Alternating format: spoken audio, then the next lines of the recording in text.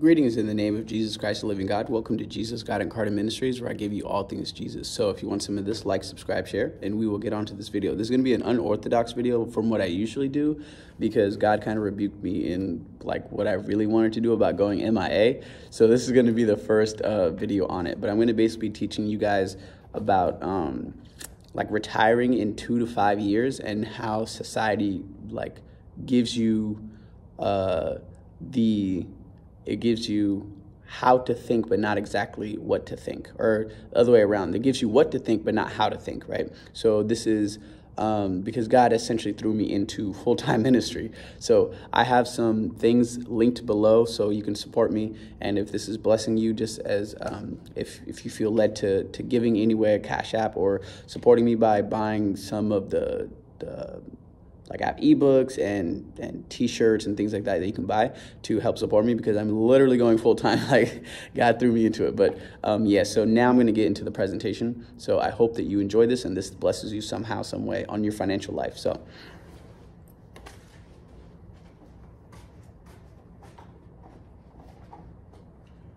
what I'm going to be teaching you is retiring within 2 to 5 years. You're going to be using your technology advantage that you have now in order for you to be retired, right? So just getting on to it. So this is, I'm just going to show some things here. You probably can't see it, so I'll just say it. But I wrote it out on the board. So oh, you can still see me. That's good. So I have right now, as of 2023, I have 90 books on Amazon KDP. I have 2.5 years of experience in day trading and swing trading. I've seen over 6,000 to 7,000 videos, and that's counting. And I've legally, you gotta catch that part, legally haven't paid taxes in the last couple of years. So this is something that I'm going to be like essentially teaching you the idea of how the rich people actually live. Right, they find the loopholes, right? This is getting to a tangent, but I've read over from 200 to 300 books on, like, I either read them or listened to them. And then I have like 15 to 20,000 hours of equivalent study and equivalent like practice, essentially, right? Because when I would read these books, I would be doing it in a time frame like × on YouTube or whatever platform I'm on, in order for me to go through a lot quicker, right? So essentially, we're just gonna have a couple goals, and I know you can't see it, but I'll just say it. So the goal is going to be, you're gonna learn financial basics 101, and then you're also going to get info on how to retire within 2 to 5 years, and then you're also going to and I will get there to like 2 to 5 years. A lot of people think it's crazy, but it's really not. And then I'm also going to debunk a couple lies that you guys have had, like revolving around money and just things in general. And then I'm also going to try to give you a new way of thinking. Okay, so that's what we're going to be doing today. Remember, this is retiring in 2 to 5 years, business investments 101. So there's a problem in, like, not necessarily just America, just in the Western educated world in general, that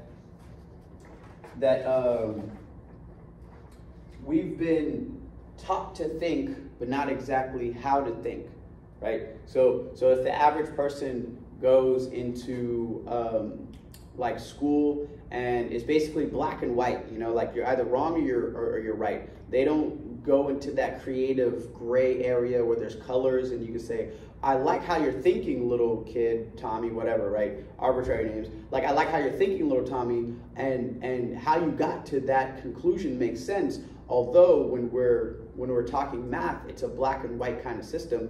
They don't praise them for making mistakes, because in business and in entrepreneurship, the more mistakes you make, the closer you are to not making a mistake and not doing something that will actually because you're trying to fail often, or if you're wise, you're going to learn from what other people have done and then just like skip the whole failing part, right? And then just do what works. But sometimes that failing, it grows that part inside of you so that you can, so that you're able to actually like evolve that part inside of you that is needed so that you could retire sooner than later.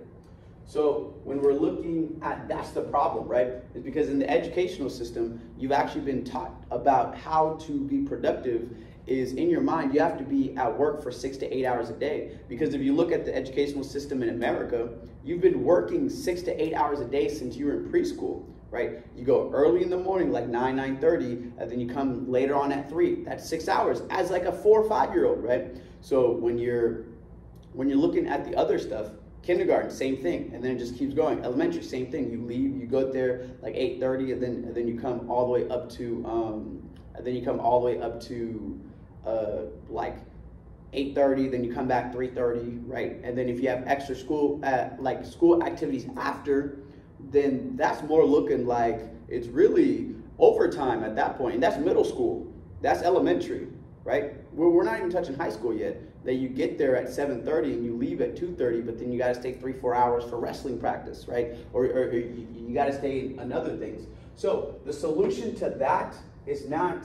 It's not because with that it's like a copy paste type thing, like, you know, copy paste, we do this. So if somebody looks at you weird, like, yo, I only work 5 hours a week, like, why do you work 5 hours a week, you know? But that's the thing that people don't think about that. So when Tim Ferriss, right, for example, has the 4-hour work week, that you can get everything you can get done in a 40-hour work week, you can get it all done in 4 hours if you put things in the right places. That's weird to most people that you only work this many hours a week. Why, right? So because you've been taught to think that 8 hours a day is more productive than not. So this is the solution. The solution is changing your thinking, and that's the hardest thing to do because you've been wired so much to think that way since you were like 3 or 4 that now when you're 20, 25, 30, 35, 40, 45, like it's a really, really deep root. It's the hardest thing to do is change your thinking, right? So that's where they teach you what to think but not how to think, right? So then the solution to that solution, right, is it's really simple, but this is the hardest part to consistently stay there because your mind has been programmed to think in a specific way. Read books. Literally, this is the formula on how to get rich or how to change your life, really in anything. Right? It doesn't even have to be rich. It could be you want to you want to be more fit. You know what I'm saying? So that's really what it's about. So if you read books, you watch videos, and you do as it says. As soon as you do as it says, but then the caveat, right, is you have to tailor it to your life. You might have kids. You might have no debt. You might not have no kids. You might be single. You might be traveling. You might have like money already, right? So you have to tailor it to your life. So this is how to retire in 2 to 5 years. But the 2 to 5 years part is not about, I'll get to it later. But so do as it says, tailor it to your life. And then this is the most important part. You have to rinse, refine, and repeat that process. Because as you read more books, your mind opens up to other levels of understanding of how money works and all that stuff. Then you can be like me and not pay your taxes legally for 2 years, right? So that's the difference. And then so then you literally just rinse and repeat and refine this process as much as possible, right? Oh, this is a disclaimer. I'm not a financial advisor. Results may vary, and past performance is not indicative of future results. So I just have to say that for the world's sake, you know. So now we're gonna get into. Let's see.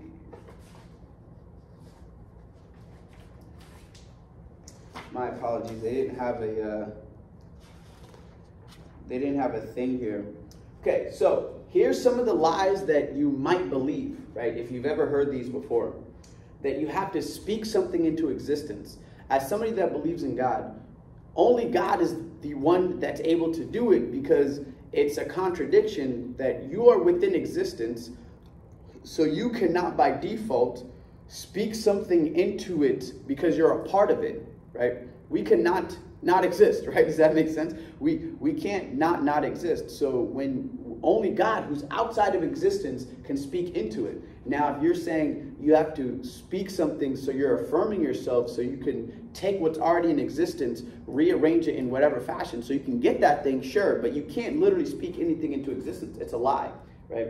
And it takes money to make money. Well, no, it takes ideas and action and things coming together and systems being created and being maintained to make money, right? It doesn't take money to make money.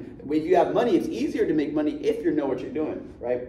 So, and then money is the root of all evil. I'm a preacher, so I kind of know, like, it's a misquote of the Bible. And I think it's 1 Timothy chapter 6, and then I think 1 through 10. I might be misquoting it, but it basically says that the root of the love of money is a root to all kinds of evil, right? Because of the love of the money that they had, that led them to do a lot of evil stuff. It wasn't money itself that was evil, because in Genesis chapter 2, God calls money good, right? So it doesn't make any sense.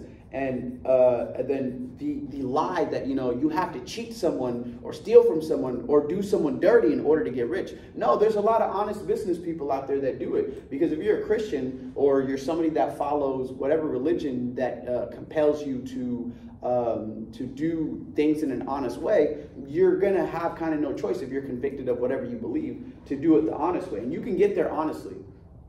And then another thing is, you can never be rich if you're a regular person. Well, newsflash, 80-something% of the people in America, the majority of them are first-class citizens, or are first-time citizens that have gotten, or first-time millionaires, right? And they're regular people. They just put money in the 401k. I mean, it took them like 30, 40 years to get there, but they're regular people, right? So most of them are like that, essentially, and for the fact that you have a human will that no one can take away from you, so you're able to do whatever you want, however you want, whenever you want, within your limited range.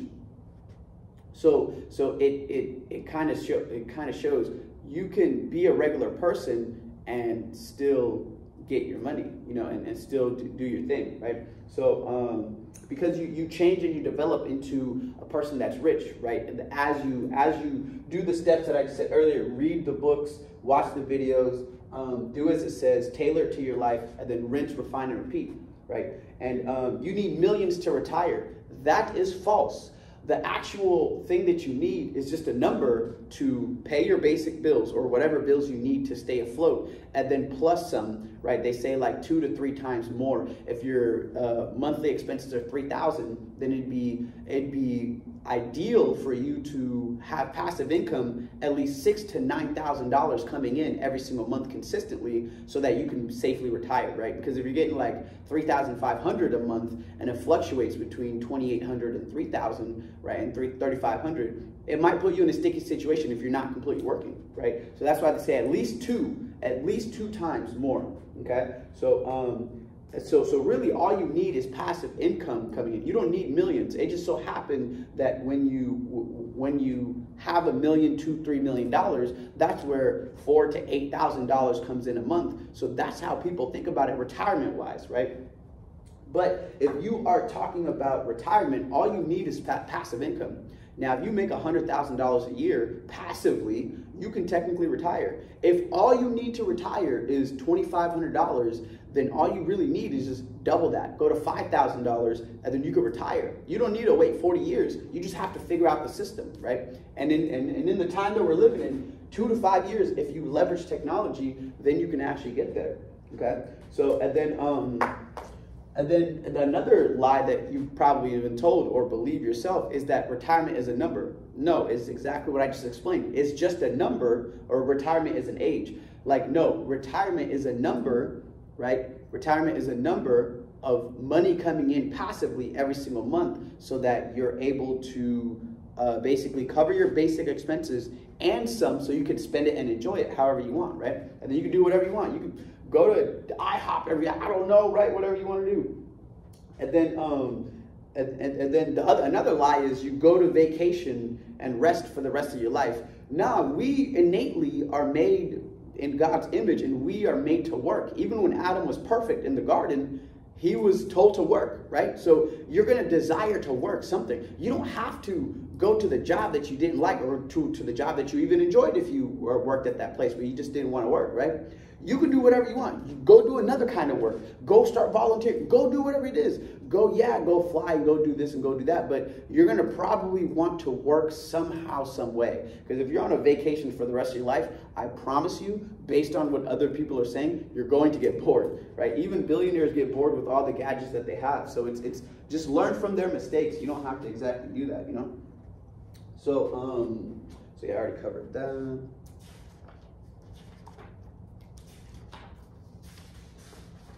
Okay, so this is basically the 4 ways that Robert Kiyosaki came up with so that you can make money. And I know you can't see it, but if you draw like a cross, and then on the top left side, you put a big E, right? That's employee. That's where you trade your time for money. That's where you have an active role, right? You have to clock in order for you to get money, right? So that's a job. And then you put that under that on the left side, and you put a big S.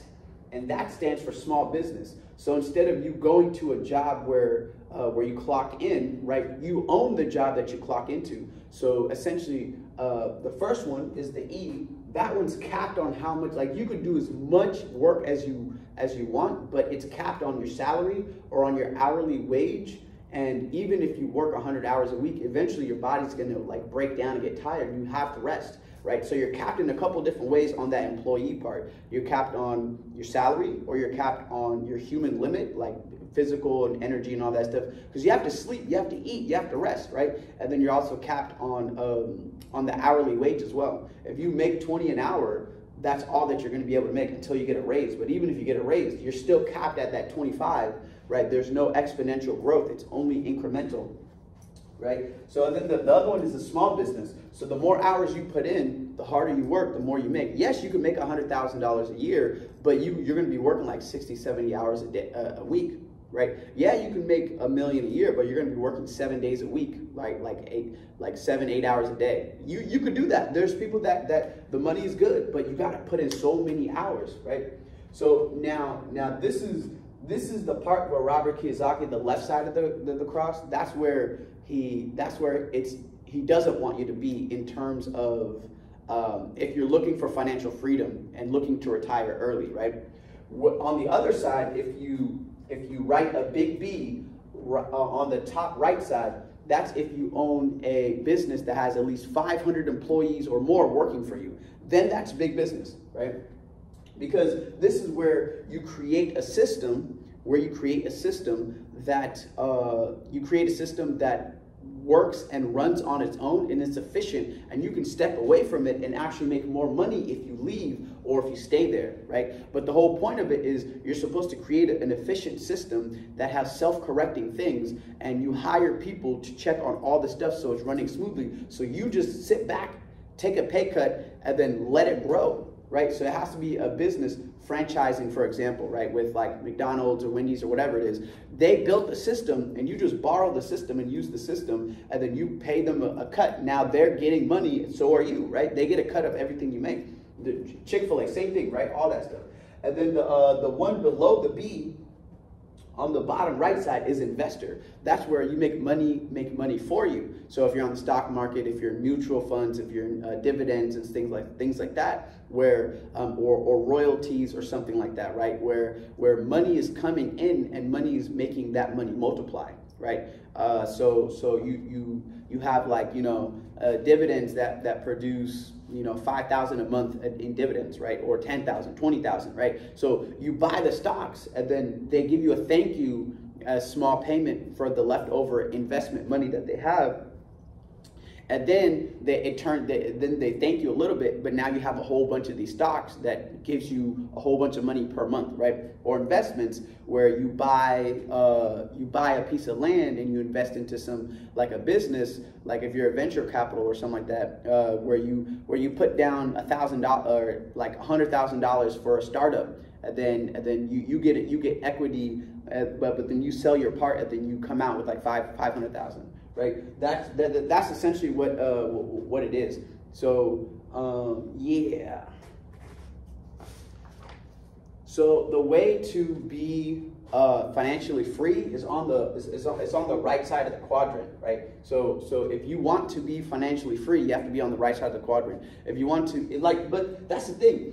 All of these are okay, right? Because all of this needs each other to live and to be sustained. Like business owners need employees to work for them, right? And then investors sometimes invest into small businesses that are startups, right? So that's what I mean, that they need each other to kind of feed off. People, they might like shun being a business owner or being an investor or being an employee, right? Like, oh, and being an employee sucks. No, some people love their jobs. Some businesses take care of their employees. So you got to also understand that this is not just like only one side is right. No, like however you're wired is good. You know, if you're an employee and you're a really good one, hey, be an employee. Like get your 401k, get the benefits, feed your family, do all that stuff, right? If you're a business owner, be a really good business owner, right? So it doesn't really matter which one you do. That's really like the point of it.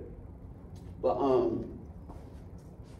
so now I'm going to move over to like what generally, this is just general stuff, right? So like it obviously varies wherever you are, but I'm just giving you a general idea of like the average person in America or whatever that when they are dealing with a certain like group of people, or not group of people, when they're dealing with a certain demographic, right? So let's just say that this person, this is generally everybody. It could be different in your country, right?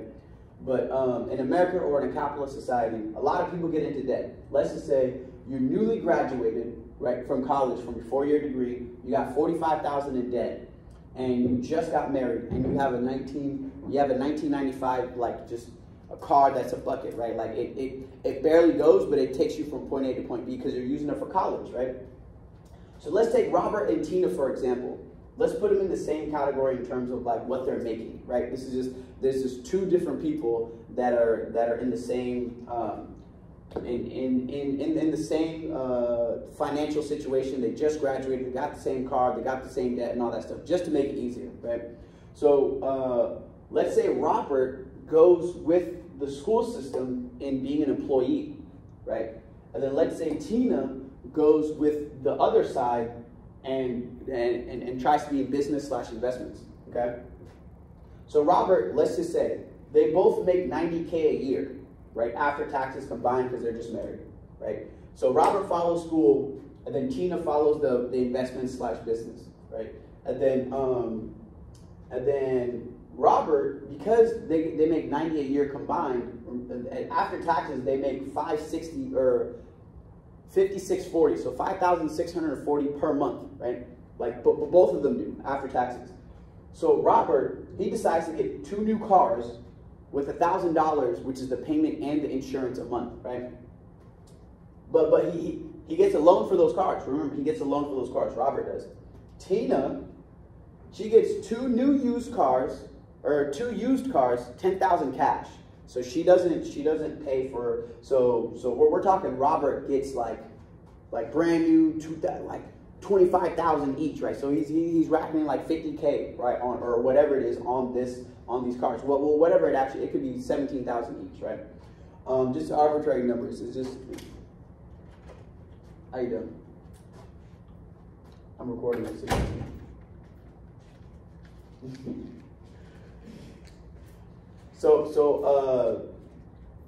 So Robert, I should probably, I could restart for you as well if you.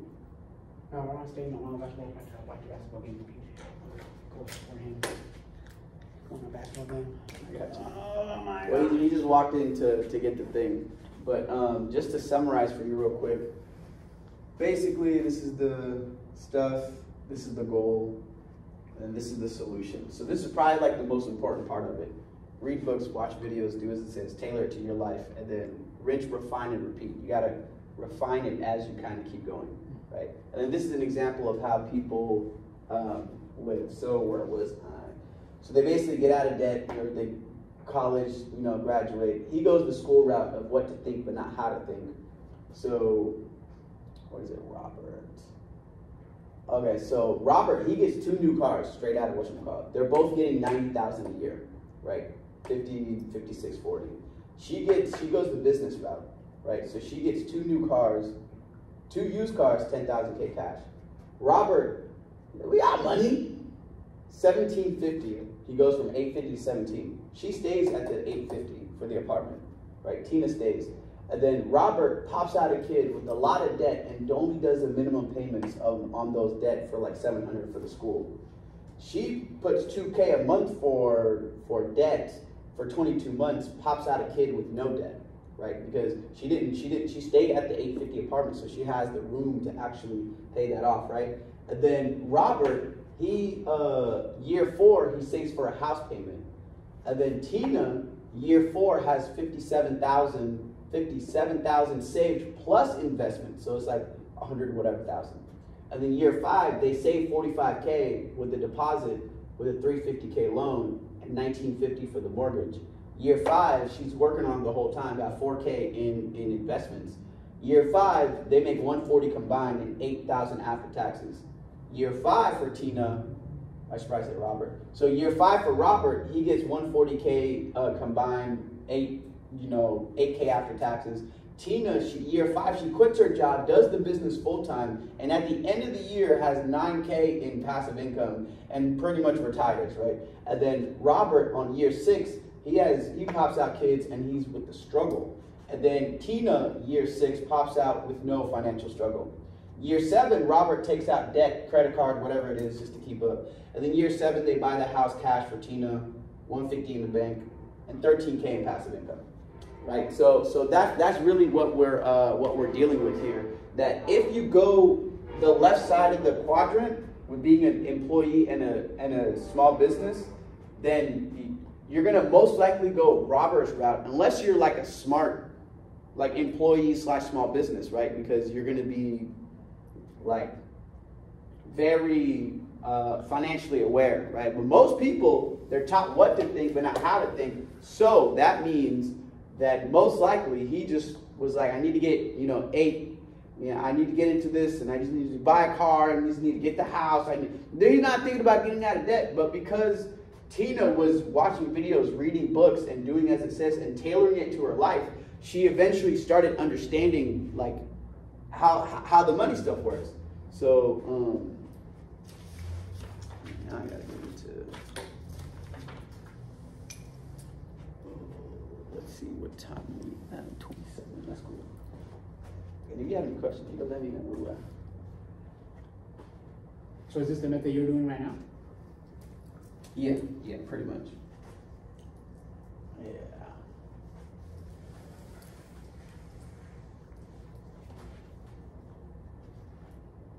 Okay. So if you want to have $100,000 in 6 months, there's a few different ways you could do it. You could trade. There could be stocks, bonds, futures, commodities, forex. But like this, I find, because I trade, this I find it's more for nerds or introverts or people that are very, no, they're nerdy, you know what I'm saying? What an age? Age? Months. Oh. Yeah, you right.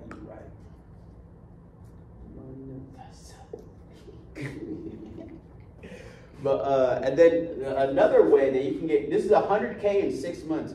You can learn a high income skill. Just go like this. So you can learn a high income skill. It could be anything like consulting, sales. What else? It could be communication, like, being a speaker. They get paid pretty well, but and this is if you want this like within a year, within 6 months, if you really, really, really learn how to trade, you gotta be like studying like 4 hours a day type stuff. You gotta be studying like 4 hours a day. Example for the high income skill, you can do social media marketing. right? You could do video editing, consulting, teaching, speaking, coding. All this requires intense study of like 2 to 4 hours a day for like a long time, right? But so that's one way that you can get into 100K in like 6 months. But then you got to tailor to your life, you know. So in the trading basics, this is going to be. So this is going to be trading basics, and I'm just going to explain it. Well, yeah, I'll just explain it just since you can't really see it. So there's trading basics. The IPO is the initial public offering, and that's where the stock market goes, or a company goes private, and then they basically launch their public announcement to the world to where they can invest in it. And then that's where now they have the ability to have other people fund their business so that they can use your money to grow their business, right? And if they're that kind of business, they can use it to give you back a thank you if they have excess cash left over with the profits. And now let's say, I mean, since you're here, I'm gonna have to actually.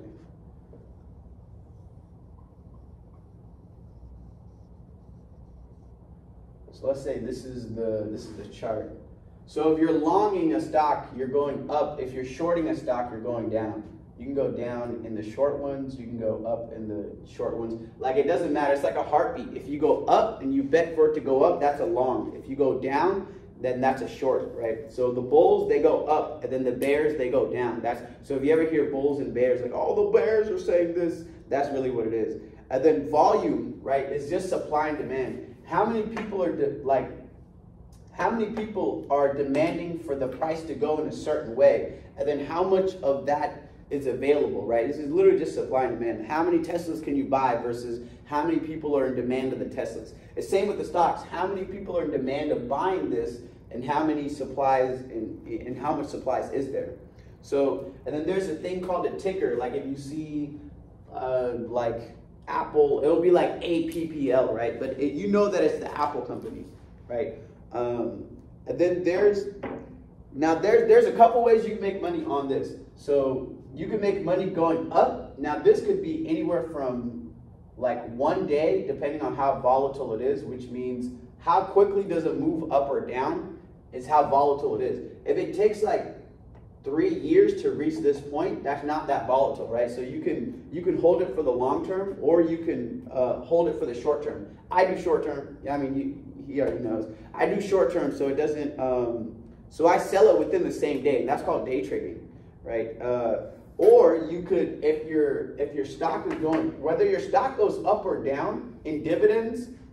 That's why I like dividends, because it doesn't matter if it goes up or down. You still get paid because they are obligated, or they have promised you. It's not always a for sure thing, but they have promised you to give you a point, a little bit of the change of that, that's left over profits, and then they divvy it out to everyone that holds stocks. And then depending on how many, let's say you get 50 cents per share, right? This is just arbitrary. That's a lot per share, but if you get 50 cents per share and you have like 1,000 shares, you just cut that in half, you get $500 every single quarter, which will be every 3 months, which would be like, so that'd be $1,500 a year, but that's quite a bit. It's not like normal, right? But if you do an ETF, this possibly could be normal. So ETFs gives you a dividend every single month, right? Which is exchange traded funds.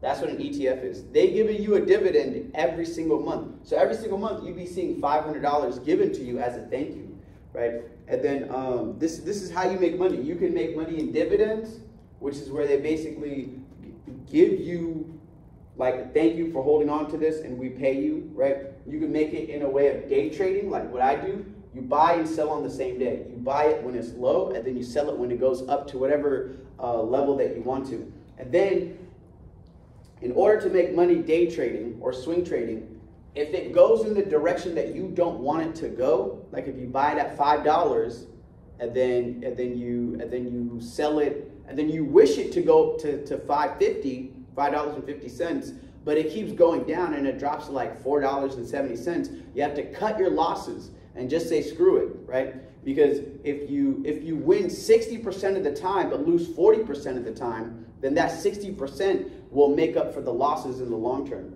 So you have to learn to cut your losses quickly. Because if you make $100 and have a potential to lose $100, but you cut it at $80, and then the next time you made $100, and then you cut it at 90, right? You went from potentially losing 200 to only losing like $30, right? So that's pretty much what you got. You got to cut your losses quickly if you see that it's going in a direction that you don't want it necessarily to go. And remember, these are just the bare basics. There's a lot more to it, but I'm just giving y'all the bare basics so y'all can understand how I do it. So this is what I was saying before. It's a heartbeat, so it goes up and down. You just have to be able to recognize which spot in the heartbeat it's at. You have to, just like people, they have their own personalities. So when you have your own personality, depending on what happens, that person's going to react differently. Same with a stock. Depending on what happens in the market and the news and the volume and all these other moving pieces, it's going to react in a certain way. Some stocks have a tendency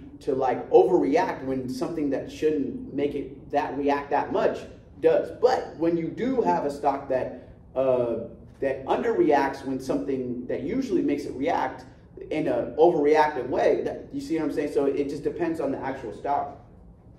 And then you have to basically rinse and repeat if you're day trading, because 90% to 95% of traders lose because they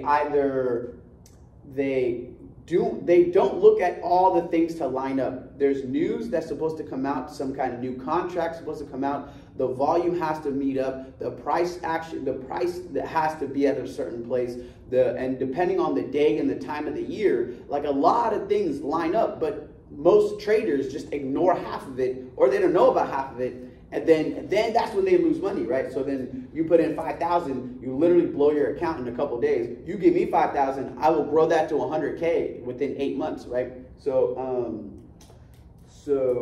you have to wait for the things to line up before you even pick a stock. And I know it's really, really hard for people to do that because they don't have self-control. But that goes back to reading the books, watching the videos, and doing as it says, because it builds up your discipline, it builds up your consistency, it builds up all these things, right? So this is how you can retire in 2 to 5 years, right? This is the secret sauce that y'all been waiting for. So you have to approach this tactic exactly like you were when you were trying to learn how to walk.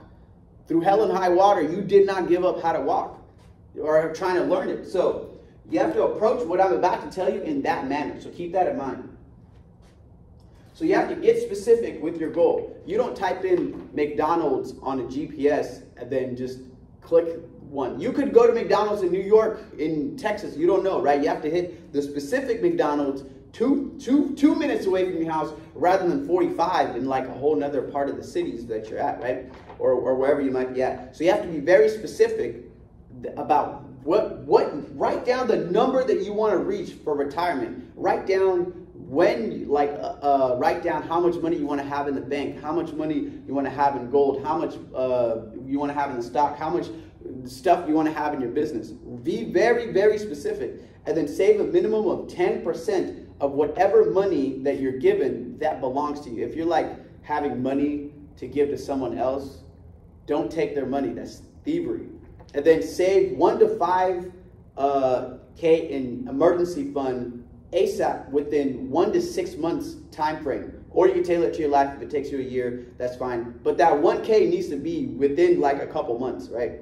And then if you can, get out of debt as soon as possible if you're in debt. There's 2 ways. There's the avalanche method, which is where you look at the highest percentage of what the debt is, and then you go from there, because mathematically you'll save more money that way. But if you go at the snowball, it works better for humans since we're emotional. You tackle the smallest debt first, and then you take whatever debt that was. You pay minimum payments on all of them. You tack the smallest debt first, and then you go and you add as much as you can on top of that debt. Squeeze out, go work a couple extra hours a week and put on top of that debt until that debt is gone. take that same payment that you were trying to do and plop it onto the next one. And then if you can, add as much as you can. Take like the same minimum payment plus $100 that you just did on that one, plop it onto that next one. And then just take that same one, plop it onto the next one. And then as you go on the third and fourth one, you get so energized and charged that your debt is going away quick that you actually desire. Then you start looking at your things more. Then you stop going out to eat. Then you stop doing this. Then you stop doing that. And then that's where, that's why it works better for us, because we see the momentum, we see the thing. Because your biggest debt, the debt that has the most, like interest might be a huge $4,000 or $5,000, $6,000 debt, but your smallest debt might be only $300 or $400. You can just pop that off, you know. So, and then set aside a percentage for the following gems depending on what you want to do. Like every single week, set aside and have a physical reminder. I'm going to show you guys. This is my reminder. I have a watch. That's my physical reminder.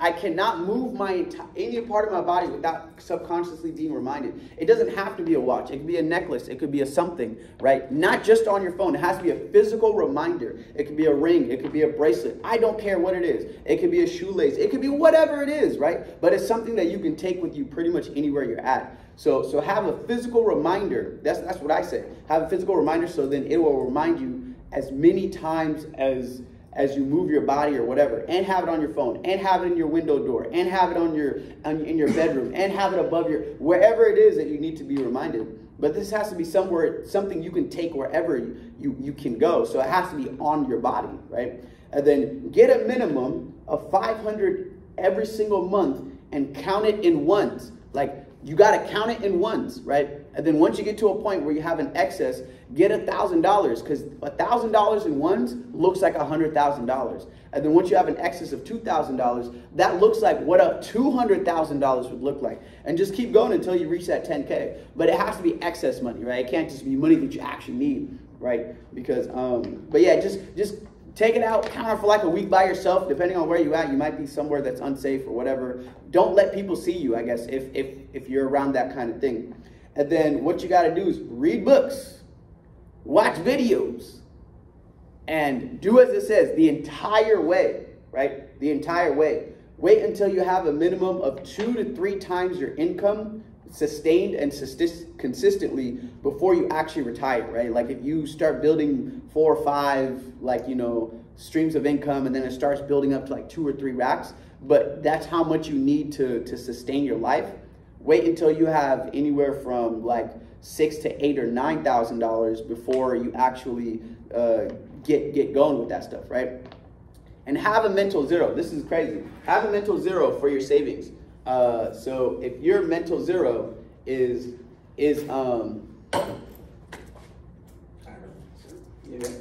your mental zero, he's leaving real quick. So if you have a mental zero of like 0, when your bank account actually reaches 0, that's when you're gonna have that. But what I say is have a mental zero of like 500.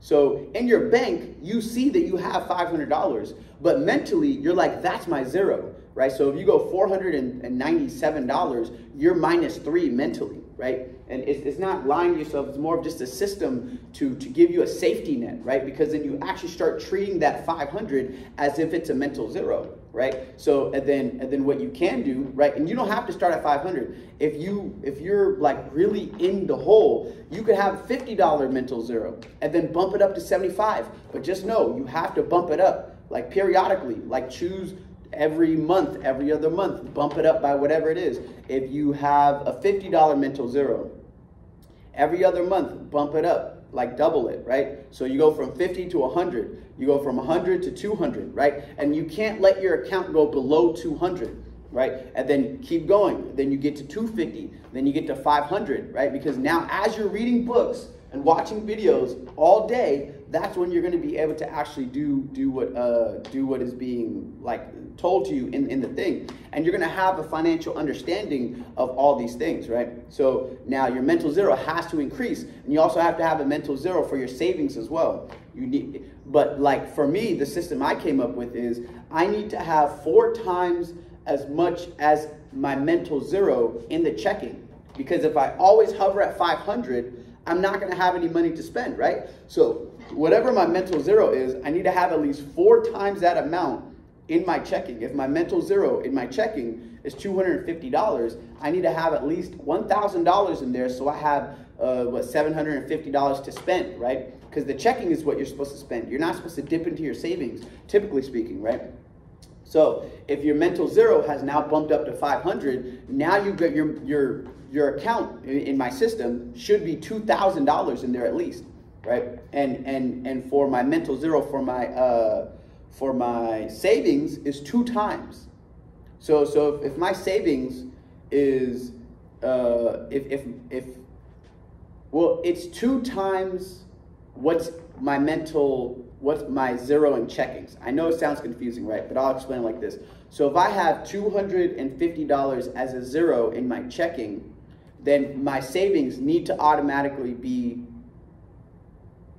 I think I did the same thing. Never mind, scratch what I just said. So my savings and my mental zero is still 4 times of what that zero is. So if my checking is $500, then my savings is 2,000, or not 2,000. 2,000. I'm just confusing myself. Just know that my savings is 4 times of what my checking is, and my checking is 4 times of what that mental zero is for that. That's what I'm trying to say. So now grow your emergency fund like first. That thing has to go. And then literally don't touch it unless somebody's dying, your car fell off, and you cannot go to work to feed your kids or something. It has to be something crazy. Somebody got a funeral to go to. Then you pull out money because you got to fly out in like 2 days, right? So, and then, and also, like, people shun a job. Don't quit your job if you don't want to. If you have $10,000 in passive income and you really enjoy your job, you might enjoy it now more because you have passive income. You don't have to quit your job all the time, right? So that's really what it's about. So now, getting to the gems. This is the part that it's the gems, right? And I'm actually going to sit closer just because I'm done presenting on the actual part. Right? So this is the gems that I was trying to tell y'all before, that we're going to be using technology to leverage our way to make money, because we're living in a time where technology is so rapidly growing that there's ways that you can make money quicker. You don't have to work for 40 years now to be a millionaire. You don't have to work for 40 years now to try to get to $2,000, $3,000, $4,000, $5,000 streams of income, like passively, right? You could do it literally within 2 to 5 years. These are gems, straight up. These are straight up gems. So, gem number 1, and like I said, you could tailor this to your own thing. You can come up with your own ideas, right? You don't have to necessarily do like this. So, if you go on some kind of website, right, like Fiverr.com is a popular one, or a freelancing website, right, where you pay someone to create you a high quality short or high quality reel or high quality like video of some sort. You post that on whatever social media you like, whether it be YouTube, TikTok, Instagram, Twitter, whatever it is, right? And these only cost anywhere from $5 to $15 for someone to make you a short, right? So every single week, right, kind of like what I said before, you take that money aside, just anywhere from $50 to $100 a week. That's all you really need, $50 to $100 a week. Now you pay someone to make you anywhere from $4 to $15 or 4 to 15 reels or shorts, high quality ones, and you post it on a social media. You make a faceless YouTube channel, you make a faceless social media account, and now that person that you're paying, it could be 3 or 4 people, it doesn't matter. That person that you're paying, you pay them, $50 a week to $100 a week to create you that high quality stuff. And you have to match the algorithm, catch this part, you have to match the algorithm for that social media platform. because Instagram has a different algorithm than YouTube, than TikTok, right? So you have to find out what the algorithm is for that specific channel or that specific social media platform, and then tailor it to it. And then you have to also, depending on which one you are going into, which niche I should say, which niche you're going into, there's certain structures that the social medias like for you to put it in. If you're talking finances, that's different than if you're talking something funny, than if you're talking cooking, than if you're talking traveling, than if you're talking pets, right? So you have to tailor that niche and tailor that social media platform to the reels that you are and shorts that you are trying to have someone else create for you, right? Now, in due time, since it's high quality and you're tailoring it to the algorithm and you're tailoring it to that niche, it should get bumped up theoretically, right? Because I'll say it like this: I created 8 shorts on YouTube, and within 2 days, it got 8,000 views. I made them myself, right? It wasn't high quality stuff, right? So that just goes to show that, you know, it actually works. You just have to consistently do it. And I had 8 subscribers as well. So the other one, right, this one, it depends on what niche you want to do. You can have a book be made for anywhere from $10 to like $1,500, right? But pay someone else money and create a passive form of income, or create an ebook that's high quality, right? High quality, and continually post it. And don't just go on Amazon Kindle. Go on Kobo.com. Go on, I think there's a whole bunch of other websites that you're able to post your ebooks. Now, mind you, you have to remember that some of these websites charge for you to post it on there. Some of these websites charge more or less for, some of it's free for you to post, but they take a bigger cut later. You just have to, whichever one you like. Amazon KDP is like the giant, but there's also other competition too. So, oh, and I have to kind of rewind because, well, I mean, these are both kind of the same.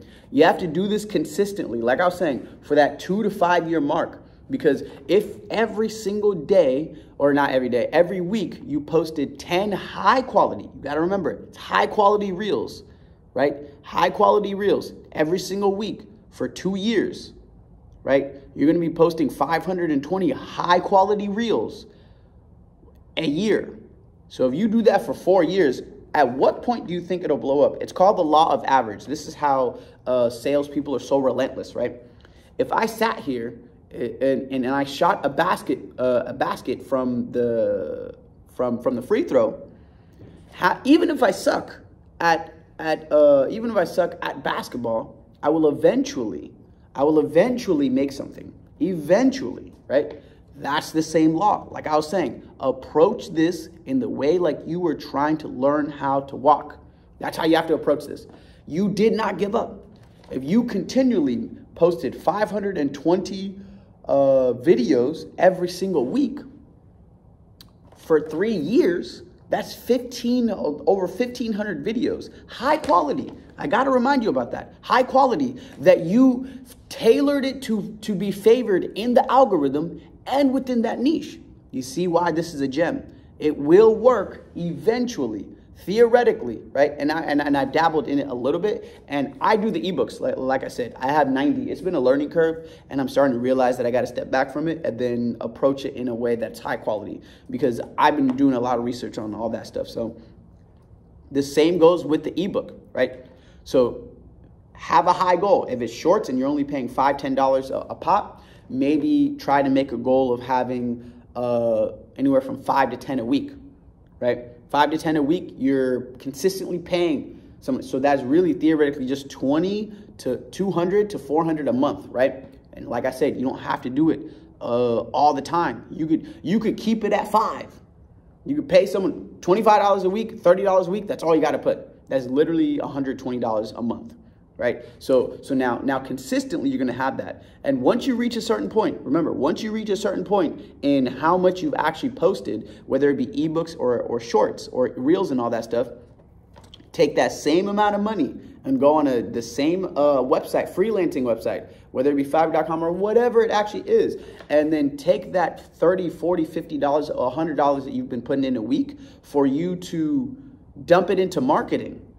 Because if you have the best cake in the world and nobody actually knows that you have the best cake in the world, you're going to be a lonely person with the best cake in the world. But if 500 million people know you have the best cake in the world, it's way easier to convince 500 million people, right, than it is to convince like nobody, right? Because nobody can be convinced if nobody knows about it. So once you reach a certain point, whatever you try to do, whether it be 100 reels, whether it be 50 books, whether it be 500 books, whether it be 2,000 reels, and then you direct that money, because the algorithm of whatever social media that you are going with, it will favor you anyways, right? So whatever monetization point it is on whatever it is, I'm giving you general one just because I don't know if you're on YouTube or not, right? YouTube pays pretty well with shorts and stuff, right? But if you go on different ones,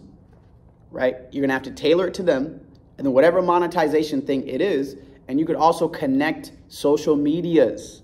It's a vicious cycle of goodness, right? Because if your TikTok is blowing up, you can connect it with your YouTube. And if your YouTube starts blowing up because of your TikTok, you can connect it to your Instagram or whatever other Tumblr, whatever it actually is. It could be Twitch, it could be all of it. And then now you have 4 or 5 being monetized. Now it's a self like going wheel, right? But the fire has to be flamed. So you could take that money until you reach whatever it is that you like and dump it straight into marketing, right? Now pay other people that same money that you were paying them for shorts to market it. Now more people in different areas of the world, different people will be able to see you, right? So that's really what it is, right? So now if you seek business. Okay, so if you're, this is another gem, right? This is number 3, because the first one was the paying someone else to make a high quality short, right? And then eventually monetize, and then eventually you should theoretically get monetized, and then you should theoretically market it. Take that same money you're using to market it. Same with the ebooks, and then eventually you're gonna get money, right? So, seek businesses in your local area that you can increase their marketing by increasing their social media presence, right? You charge a fee and pay someone to do it for you at a lower fee, right? Let's say you come to a local business, you're like, hey, I'm a social media marketer, and I charge $1,500 a month. And I'm going to guarantee that you have X amount of whatever of new social media subscribers, and I'm going to consistently grow it, right? So let's say you charge $1,500, right? But then somebody online, you find that like on Fiverr or something, they charge $1,200, right? So now you take that $1,500 from the person, you give it to this person for the $1,200, right? That they really charge, right? And then they're actually pretty decent. They actually do the work for real, right? They will grow your account because they know what they're doing. They're an actual company. You're just the middleman. That business doesn't need to know you're a middleman. You got to catch that. They don't need to know you're a middleman, right? So now you give them the cut. They do the work for you. Now you got $300 coming in because they're going to do the work for you.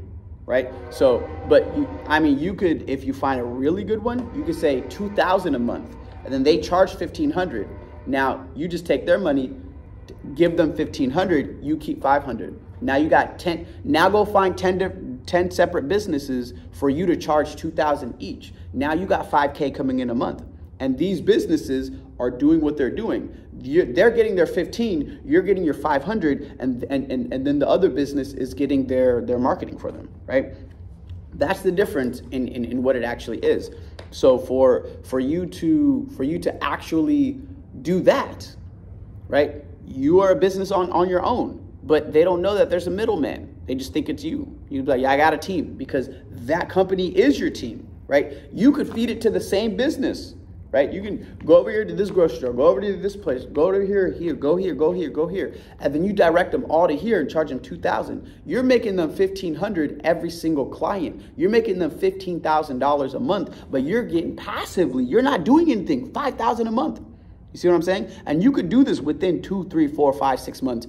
Easy, easy. All you got to do is just like learn all this stuff. You got to read books, watch videos on the specific gem that I'm giving you, because they'll give you a lot more. I'm just telling you, these are the ideas that I know that will work, because there's thousands of people out there that actually work that they actually work, you know? So, so that's all you got to do. Just rinse and repeat, rinse and repeat. Now you got 5, 6, 7, 8,000 coming in, right? So, now it's the same idea, right? Advertise that you do professional editing, charge a fee, pay someone to do it, pay someone to do it on a lower fee, and then catch the difference, right? So now it's not like $2,000, right? Now you're just charging maybe $50, and then you find somebody that does $30, right? And now you keep 20. Now this is more of a one-time thing, right? Well, with the marketing, it's a continual thing, right? So this one might just be that you're just like, you know, back to back type stuff, right? So now you might charge $100, and this person really charges 75 or even 70 or even 60. You keep that 40 or the 20 or the 25, right? So that's another way that you can do it, and get creative with these ideas, right? Now, like I said, tailor it to your life. You got to tailor these things to your life. If you don't like writing, if you don't like social media, if you like fashion, if you like games, if you like this, right? Like if you like clothes, if you like shoes, right? Tailor it to your life, right? Go say, hey, I will, you know, if you like photography, I don't know, if you like video editing, same thing, right? Same thing. That's how you have to tailor it. You have to take what you wouldn't do yourself, give it to someone else, and then tell them you charge $500, but really they're charging $300. Meet it together. You keep your $200. You see what I'm saying? And how much extra money can you have in 3, 4, 5, 6 months, right? When you're getting $200 a pop for every single video that the person's editing, and they take maybe a week and a half to actually do it, right? That's what I mean. That's what I mean. So you have to be able to just do that. It's simple, and like I said, I don't do this. I trade. I do the ebooks, and I do the t-shirts and whatnot, right? Because like I said, I just stepped into full-time ministry, and God rebuked me, like I was saying, about me keeping this to myself. So I was like, oh, okay, well, because I was going to charge for it. This event should be like $50 a person, right? But now I'm going to start doing this weekly. I probably won't post all the videos, but it just depends, right? So this is another one. Gem number 6.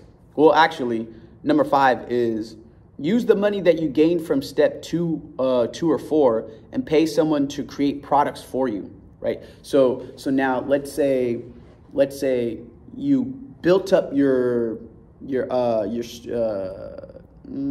say you built up your social media presence. Now you're getting monetized. Let's just say arbitrary numbers. Let's just say you're getting $500, right, a month passively from all your social medias monetizing you, right? You take that money, you go back to step 1 or 2, and now you can, instead of being only on social media, now you could take that money and do ebooks, or you can take that money and go do videos or whatever it is, right? Or now you can take that money and go do this. Now you can take that money and go build another stream of income, right? So first, and this 2 to 5 years is all you need. Like, it's so insane. So insane. Like I said, this is all theoretical, but there's thousands of people that say that this theoretical moves are real, because their life actually changed within 2 to 5 years, right? The average I mean, we're not talking those people that start and then 3, 4, 5, 6 months later, they blow up. We're talking like people that really studied it for a while. And the only reason why I'm able to say this is because technology has given us so much leverage that it's almost insane. It's given us so much leverage. That's why it's shortened. It went from back in the 80s, you might be looking at a good 10 to 20 year getting rich, right? 10 to 15, you know? And then it went down, 7 to 10. Then it went even lower, 5 to 7. Now it's even lower because of technology. Right? As the social media presence was going out, this stuff was getting it was just, the time was going shorter and shorter and shorter. You used to take 20 years to get rich. Then it used to take 15, then 10, then 7, then 6, then 5, then 4. Now, I mean, I'm going to drop a gem later. You could actually get rich within like a month and a half. Like you could be a multimillionaire in a month and a half. I'll explain that later. So step 5, right? Or this is the 5th gem. Use money that you get from the ones you just built for the last like year or 2, right? Remember, this is someone who's a regular person who just wants to have extra money that has the ability to retire. This isn't someone that's going all in. If you were going all in, this stuff could be done in 6 months if you were going all in, right? But so essentially, this is just for regular people that don't have that much money, that figure out how to get $50 to $100 per week. That's all that you need, $50 to $100. And you could tailor it to whatever you want, right? And then you use that over a 2 to 5 year period. If every single week you posted 5 to 10 reels or shorts, or you paid someone to make a YouTube video for you that's faceless, for 2 to 5 years, every single week, you had somebody make 2 or 3 videos per week. At what point do you think you won't get monetized? Like eventually you will get monetized, right? So it's the law of average. I keep shooting baskets. I'm going to make one eventually, right? So so number 6, right? Now, and then you can, this is just another gem, right? Like I said, there's a whole bunch of other stuff you can do. Number 6, you can have somebody create a high quality t-shirt design for you and post them on an on-demand print website, right? I personally use Redbubble.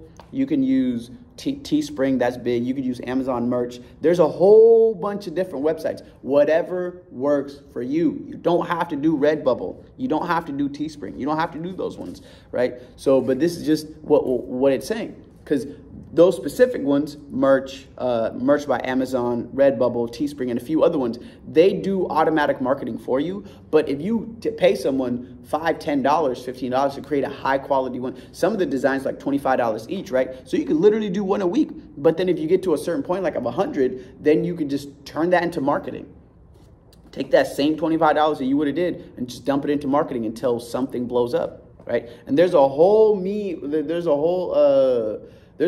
thing to all these things that I'm saying. The t-shirt stuff has its own success algorithm that you have to follow. So go read books and watch videos about the t-shirts.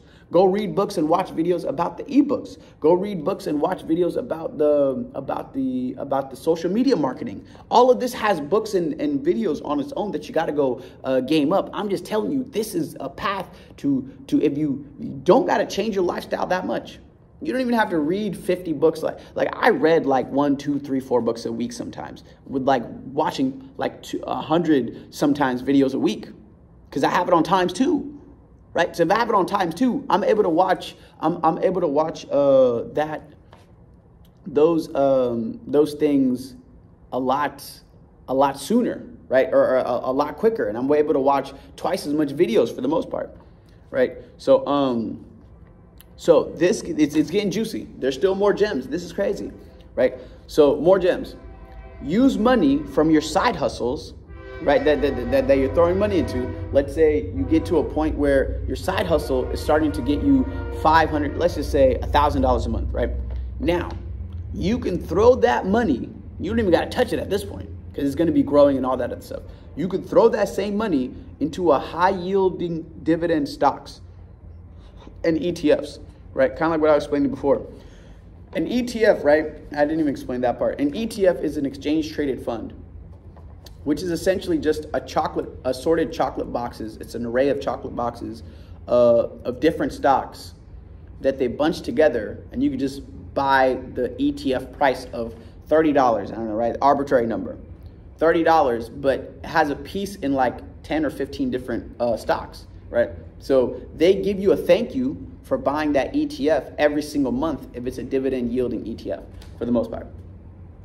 Let's say it's a certain percentage and it gives you like 14 cents a share, right? You buy 10,000, well, you buy 1,000 shares, right? Let's say it's $10.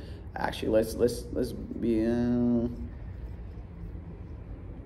this is arbitrary, it's not real like numbers, but let's say the ETF is worth like $10, right? And you buy 1,000 shares, which would be $10,000. And each dividend, each stock gives you 10 cents, right? So you have 10,000 shares. So you technically get $1,000 per month. Obviously, it's not what would likely happen. But I'm just doing this for numbers' sake and just keeping it simple, right? So you would get $1,000 for the 10,000 that you're holding on to in worth of stocks, right? So that's the ETF that they thank you, right? Now, it's going to vary. Some ETFs are like the S&P 500 is an ETF. That thing's like $400, right? Like there's QQQ. That's like $3 whatever it is right now. There's a bunch of different stocks, or there's a bunch of different ETFs ranging anywhere from 10, 15, 20, 30, 40, all the way up to the hundreds, right? So essentially, the more of those you own, the more of a dividend per month you get. Or you can go to high yielding dividend stocks, right?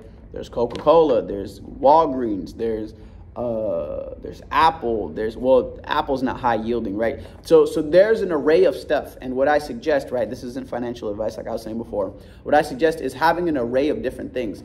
Apple is more stable than another one, right? Than another stock, because they've consistently given dividends for a long, long time. So the history shows, like history doesn't repeat, but it often so rhymes is what they say. Right? So the history shows that Apple will guarantee a dividend payout every single quarter. A company doesn't have to actually, even if they say that they're going to give it to you, they don't have to actually give it to you. It's just looking at the history. If you're looking at the history, Apple is very consistent with its stocks or with its dividend payout, right? So is Coca-Cola, so is AT&T, so is all these people, right? So are some of the gold ones. You know, so you could take that money that you're getting from the side hustle, $1,000, and buy a certain amount of stocks every single month, right? Now, your money is going over here, and this one is going to start paying you out every single month. So you get $1,000 that is adding on to every single month. So pretty much, and this is assuming that it doesn't grow, that you don't put money into marketing, that you don't get monetized even more so, that you stop getting more views, right? If you got $1,000 every single month and you dump that straight into stocks or ETFs that are dividend yielding, now after a long time, right, that $12,000, you can have those dividends reinvest into the same stock. So if you get $1,000 a month, right, for the ETF, you could tell that $1,000 to buy more of itself. Right, so now you have $1,000 of it buying itself, and then you have $1,000 that you're buying. Right now, if you just keep on doing that, this is where the magic happens. Well, I shouldn't say magic because that's demonic, but that's where the goodness happens. Right, that's where it exponentially grows. Right, it exponentially grows. They say if you can't see, it's like a hockey stick. Right, if the growth of an investor in a business, if you keep consistent with it, it's a hockey stick. There's this little curve that goes a long way, but then once it reaches a certain point, just zoop, it like skies up. So that's the difference, because now it's buying more of itself and you're putting more into it. Now it's buying more of itself, that's putting more into it, that's giving more to itself. Its dividend is growing every single month because you're adding some, and it's buying back itself as well. That's assuming that you started in the 10,000 range, right? So, but even if you buy it every single month, right? Even if you buy it every single month, it's still going to increase because it's buying more of itself and you're buying more of it from your money from the side hustles, right? But obviously the side hustles is going to grow because you're working on it part-time. All of this that I'm saying will probably, if you just outsource everything, no more than 2, 3, 4 hours a week, max, no more than 2 or 3, 4 hours a week, right? So that's really what we're talking about. So now moving on. I personally like ETFs better, but you still have to have a diversity because ETFs gives you every single month. Stocks that are dividend yielding gives you every single quarter. So every 3 months you get it rather than every month, right? But you have to diversify within the paper trading, right? Because diversifying and buying this and this and this stock and this stock and this stock is not true diversification because all your money is in paper. If you buy paper stuff and you buy real estate and you buy gold and you have a business and you have an online thing and you have social media, that's true diversification, right? So, so after you made money, this is the gem that's going to kind of like start fulfilling all the 2 to 5 year thing. Because once you get to like year 4, like you should already have been making money by like year 2 maybe, right? But like I said, theoretically, because of technology, and if you do it right, and if you match the algorithm and the niche that you're in, whatever you're in, fashion, whatever, food, whatever, right? It should be working within 6 months. If you go all in, if you like dump 20 hours a week into it, right? But if you're just dumping 4 hours a week into it, $50 a week into it, $100 a week, it'll be closer to that 1.5, 2 year mark to make money, right? But it just depends because it's just a law of average. You might hit it on the 5th video, who knows, right? Or you might hit it on the 5th ebook, who knows? Because you're paying people to do it a high quality. You got to catch that, the high quality version. That's why you're doing it, because you're not giving out just goofiness. You're giving out high quality because you're paying somebody for that. So, so after you made literally any money that's decent and it's not like pennies, if it gets to like $20 a month, $15 a month, $25 a month, $100 a month, $300, $400, $500 a month, that's when you reinvest it into whatever that thing is, right? So if you start getting monetized on whatever social media platform, reinvest it into that exact same one until it goes from 100 to 200 to 300 to 400 to 1,000, right? And and then take that money, go dump it into another one that you research, because there's way more than this. I'm just giving you the gems that I thought about, and I have way more gems, right? But I'm just giving you these select ones because this is a lot. This is some good stuff, right? So you take that 1,000, you just reinvest it back in the same thing. Invest it into another one, right? Invest it into the ebooks, into the this, into the this, into the this, into making candles, into whatever it is online, into stocks or all that stuff, right? Until that thing gives you a lot more money back, until it goes from 1,000 to 3,000 or 4,000. Now you take that 3,000 or 4,000, reinvest it. This is where the books and the reading and the watching videos and doing as it says develops that discipline inside of you, because that's what they always encourage. They always encourage, stay disciplined, stay persistent, fail often, keep going, even if it looks like it doesn't, if it's not producing anything. Think long term, right? So these are you're going to start developing characteristics within that 2 to 5 year mark that will essentially ground you. And once money does come, you're not itching inside like, oh, I got 2,000 coming in a month, I should just quit my job. No, you got 2,000 a month, you got 3, 4, 5, 6,000 a month, but stay at your job, right? Or if you quit your job, go all in,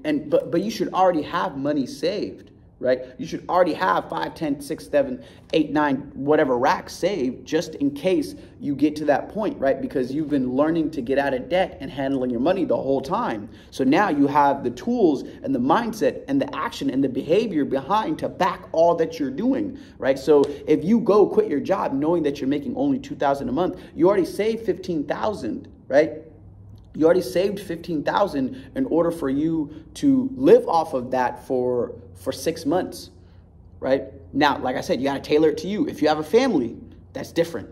right? If you have somebody that you're planning to marry, that's different. If you're by yourself, that's different. If you're in college, that's different. If you're traveling, that's different. If you're staying at your parents and you don't have anything to do, that's different. If you're renting with homies or friends or whatever it is, that's different. You have to tailor it to whatever life point you're at, right? If you are really, really in debt and you're homeless, that's different. You have a lot, you have to tailor it to whatever it is. If you're homeless, right, for example, go to your local library, get a free phone from the government if your country offers it, or if your local place offers it, or just go and look for a free thing. Go to where you can get books for free and start reading those. Go to where you can have internet for free and start reading off of that. Go, go beg some money, get $50, go buy you a decent, not even decent, just a basic phone, and then use free Wi-Fi if you have access to that, and then watch the videos from there. Go beg some more money, get $2, go get you a notebook and a pen, start writing that stuff down and just start following it. Go beg some more money, get $100, save it. Go beg some more money, go do this, now change it. But then you're going to get to a point, if you're homeless, your mind is going to shift, right? You start reading these books, you're homeless, but you don't have no ID or anything. Go beg some money, go get your ID. Go get that ID. Go beg some money, now go get a job. Now, you're homeless and you have a job. Now, because you're growing in patience, you're growing in knowledge, you're growing in wisdom and all this money stuff, now that you're patient, you can go work your full-time or even part-time, whatever it is. Go sleep outside. It don't matter. You've been homeless for whatever it is. I know that it's hard. I've been homeless before. I know, right? But this is just a plan to change the trajectory of your entire life, right? So go on that journey. Go find out any resources that you can use. A lot of people do not know the resources that they have available to them depending on the country that you live in, right? I live in America where you have resources, but they just won't put it in your face, right? You have to go ask it. But because they teach you how to think and what not, and they teach you what to think and not how to think, right? If you know how to think, you would ask questions like, where can I get help in all these areas, instead of just, lying in your own, doo-doo, I guess, essentially, right? But so that's what it is. Whatever tailored event you have, if you have like 3 kids, you probably shouldn't quit your job. Probably cut down your expenses as much as you can to the point where you can still sustain your life and have some fun and keep sane, right? And then take some money and then dump it into that thing. You should probably be thinking more 5 years rather than 2, right? Just dump $50. Maybe your wife or your husband can go get a mini part-time job where you're just working 5 hours a week. Take that extra 5 hours a week. You could do Uber Eats. You could do some kind of freelancing thing. You can go literally get like a 1-day shift on the weekend or something, right? And then take that money and then put it into this stuff. And then don't quit your job even until you have like 10,000. I don't know, right? That's just the idea. You tailor it to your thing. So after you invest it into whatever it is, now, if you started a social media page, or if you haven't already, start one and then link an affiliate link below because of whatever you're dealing with, right? If you are doing memes or if you're doing shorts about dogs, animals, shoes, hiking, hair products, whatever it is, and you have those high quality shorts being made about that, put an affiliate link related directly to the audience that you built up, and they will most likely, more than not, buy your stuff. Does that make sense? Now, you already have a platform. You follow the law of whatever algorithm pattern that they have. You tailored it to the niche, right? And then you built up your audience. You had high quality products the whole time, high quality whatever it is that you were selling the whole time, and you tailored it to that. Now you could start a social media page, but if you started the social media page in the beginning, now link below. Now link the affiliate link below directly related to that stuff that you're posting about, right? Now that's another stream right there, right? But you already have your $1,000. Now you have $250 more, right? In every single month coming in from that affiliate link, right? But now that affiliate link is going to get more as your channel grows. Does that make sense? Right? So these are the things that I'm literally doing, but I'm in I just cracked the code on a lot of stuff, but I'm a little peculiar in terms of God rebuked me in a couple things. I was literally going to go trade, have like bunch of money by the end of the year and all this stuff, but he said, no, don't do that. It was very, very, very clear on what God wanted me to do. Very clear. It was undeniable. I could not deny what God was plainly telling me, right? So if I said, no, I'm still going to go and I'm going to go make it, it would have been a whole thing. But that's a whole nother topic. But yeah, so add those affiliate links below, because affiliate link, if you don't know, is you basically link a product below or service below or something of that nature. And then when the person clicks on it and buys it, you get whatever percentage of that product or whatever it is that you're buying or service, or that the person is buying. If it's 10% and it's a $100 product, you get $10 every time somebody signs up for something. Some of these affiliate links are residual, right? Because they might be clicking into a program that's a subscription. So if the subscription is $5 a month and you get 50 cents or $1 per whatever it is, now you're getting $1 a month for as long as that person stays as a member, right? Sometimes it's a one-time payment of $300 and you get, I don't know, let's just say 20% of it. So you get $60 if the person clicks on that link and buys a program, but it's only one time, right? So it just depends on what it is that you got to do.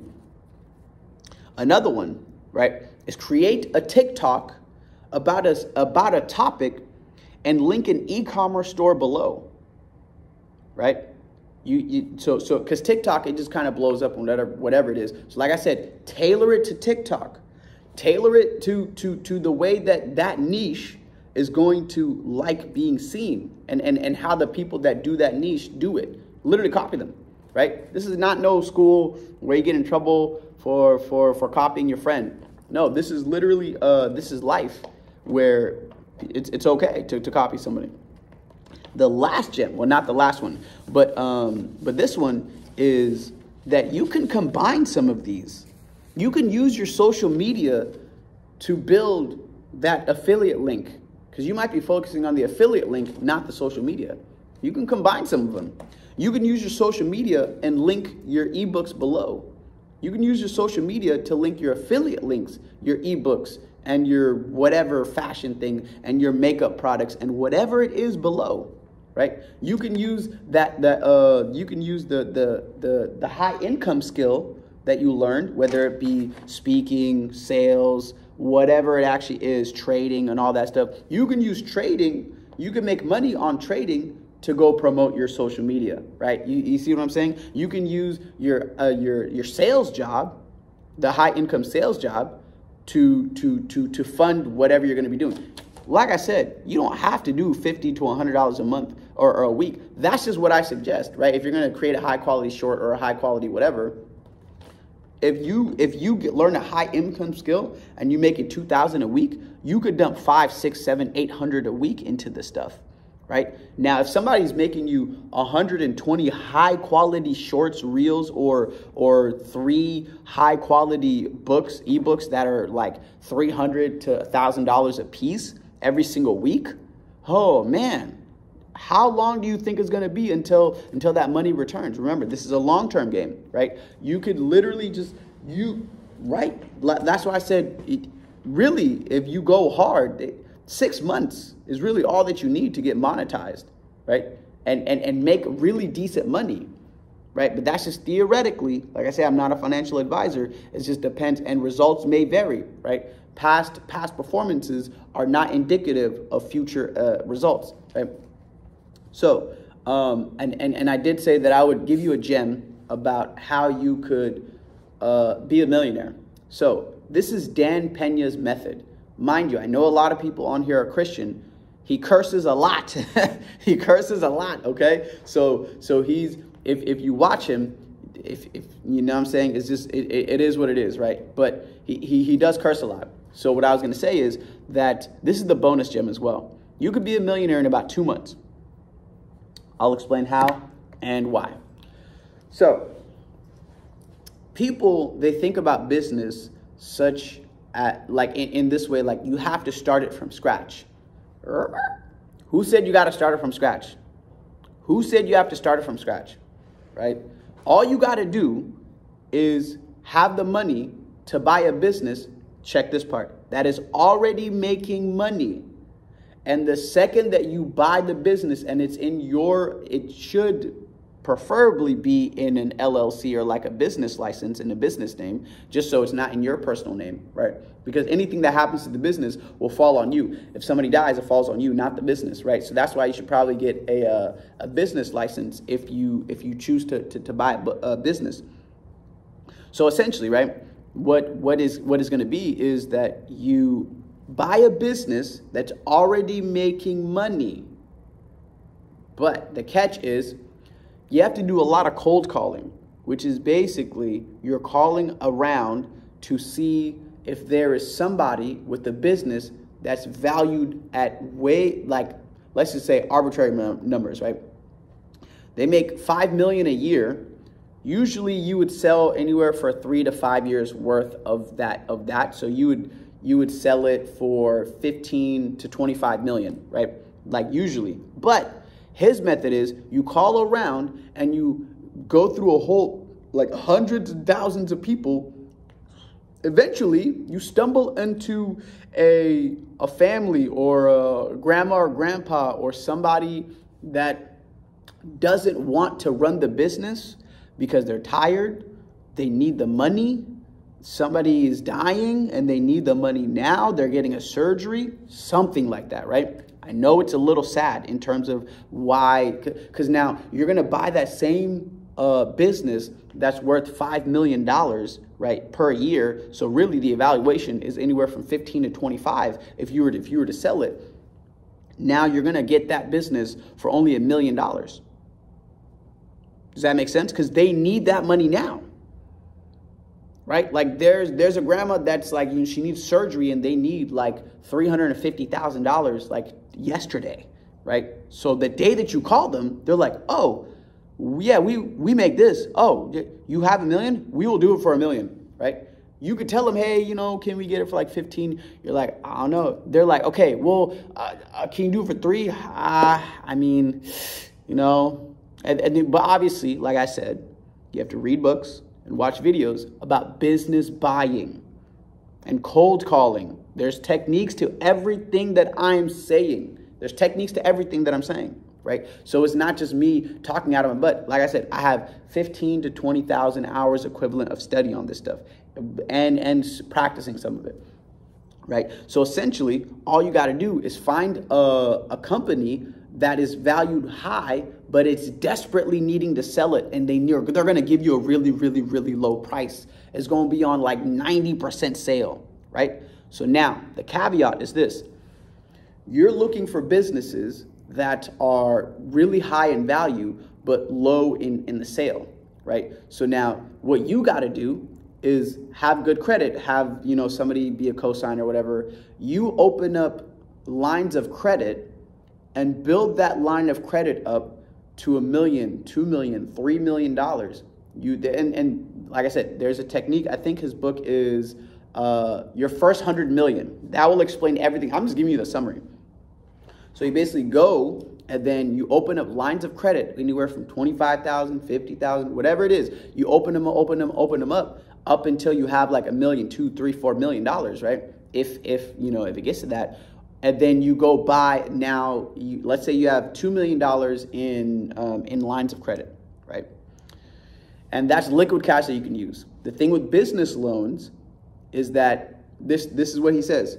Go to a bank that had a business plan that was approved and ask them for that business plan, and they black out the sensitive information of the person.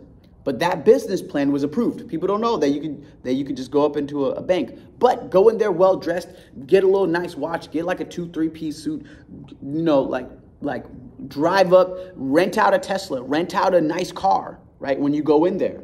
So because the bankers treat you different by your physical. If you're a man, get cut, get clean, get all that stuff. Look nice. Don't have your lips all like, chappy and all that stuff. Have your nails done literally, right? Look really clean and nice.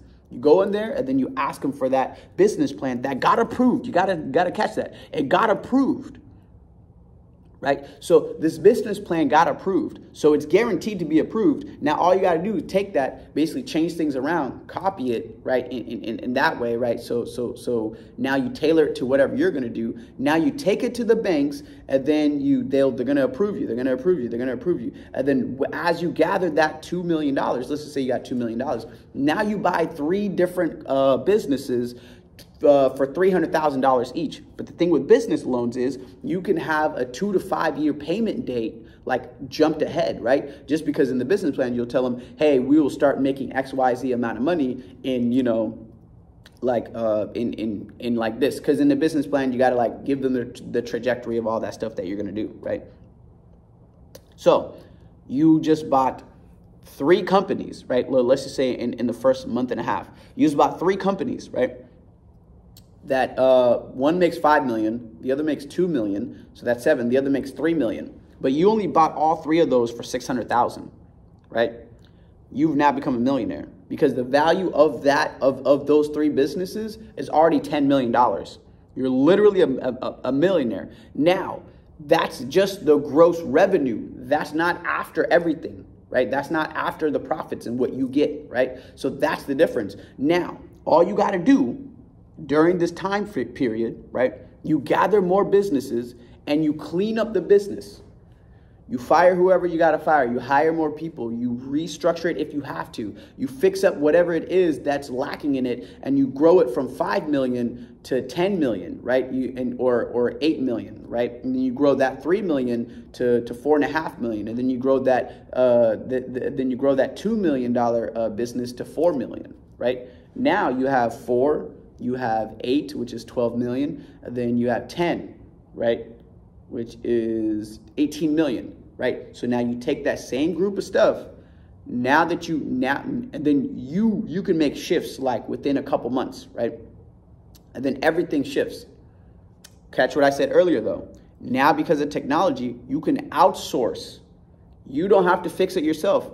Now you take the money that you have left over, because you shouldn't use the whole $2 million. Like I said, this is not financial advice. This is just Dan Pena's method, right? I'm just explaining it to you how you can be a millionaire within literally a couple months, right? So now you can take that money, right? Let's say you use 600,000 only. You're supposed to keep a buffer just in case anything happens with the business. You got to, like, you know, dump like $100,000 into it right away. You got to do this. You got to do this, right? So you take money and then you hire someone to restructure it for you, or a business consultant in that field, right? Like I said, books, videos about all this. Go actually read his book. He explains more. I'm just giving you my version of it. So now you're going to go do all that. Hire somebody. You have money. You have $1.4 million that's accessible to you, that you don't have to pay back in 2 to 5 years, right? Theoretically, if everything goes aligned and you follow what he's saying, right? So now you just grew your business from 10 million, right, to 18 million, right?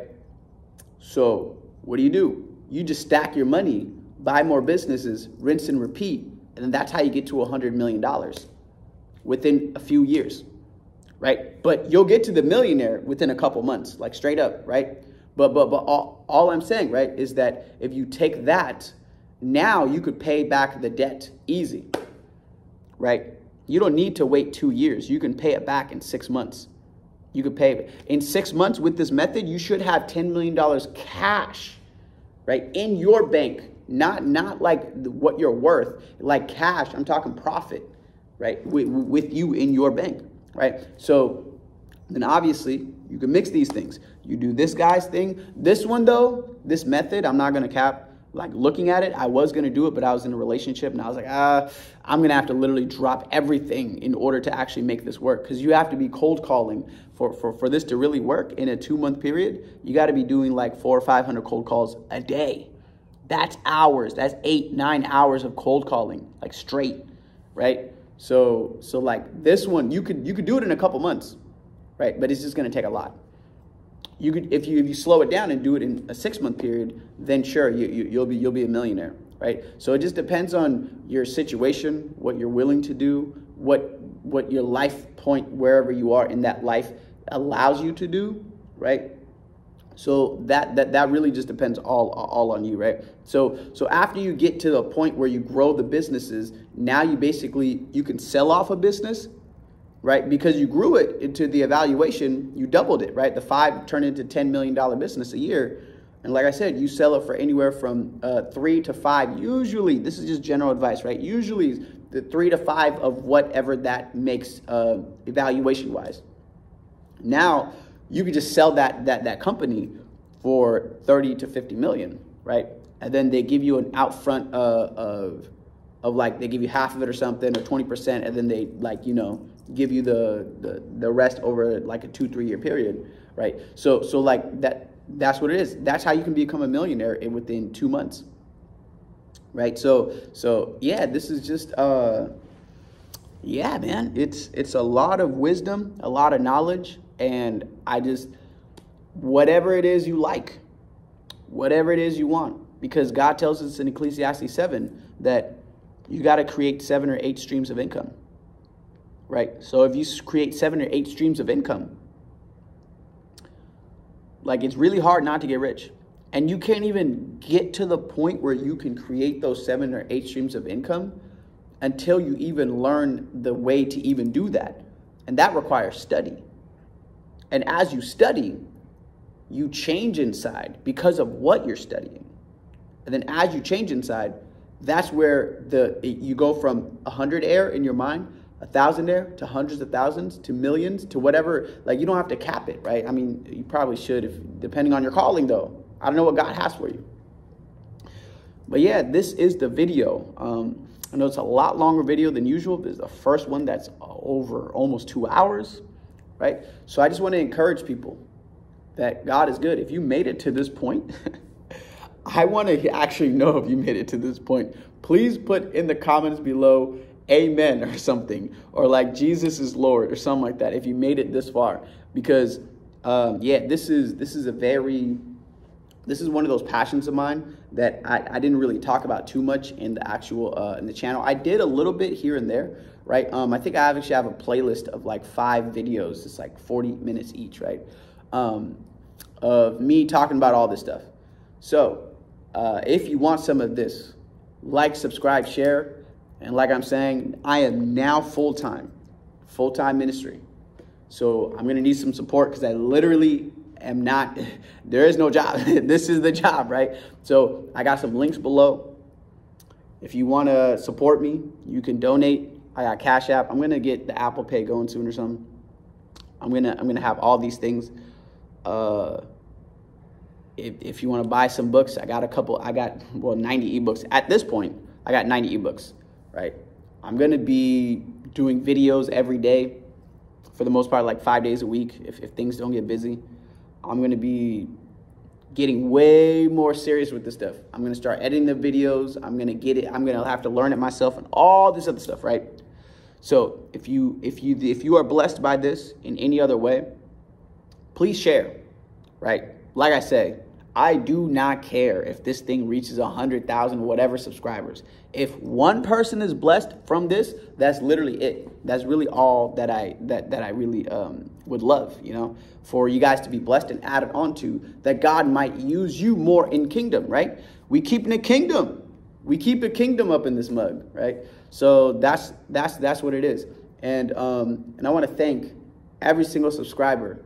That we only had like 5 something, but I'm really grateful. Like, y'all do not know. Like, if I'm this grateful at 500, I'm really, because God has been blessing. That's the part that is so crazy.